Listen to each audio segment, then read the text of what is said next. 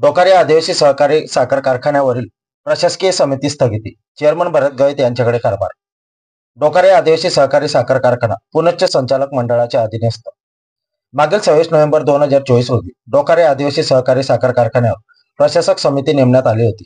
मात्र सहकार आयुक्त यांनी 13 फेब्रुवारी रोजी माननीय मंत्री महोदय सहकार यांच्याकडे सहकार पणन व वस्त्रोद्योग विभाग मंत्रालय मुंबई यांच्याकडील जावक क्रमांक RV 2024 प्रकरण क्रमांक 724 प्रमाणे दिनांक 7/2/2025 नुसार या कार्यालयास कळविल्यानंतर माननीय साखर संचालक यांच्याकडील दिनांक 26/11/2024 चे संचालक मंडळ निष्प्रभावित करून प्रशासकीय समिती नियुक्त करण्याचे आदेशास स्थगिती देण्यात आली आहे.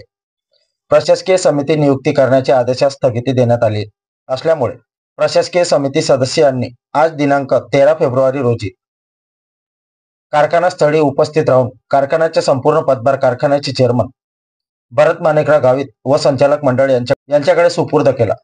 यावेळी कारखान्याचे चेअरमन भरत माणिकराव गावित यांनी कारखाना साईडवरील आई देवमोगरा माता मंदिरात जाऊन विधिवत पूजन करून दर्शन घेतले व फटाक्याची आतिषबाजी करून आनंद व्यक्त केला.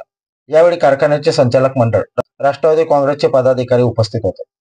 आपल्या परिवर्तन 24 न्यूज साठी योगेश खैरे, नंदुरबार जिल्हा ग्रामीण प्रतिनिधी.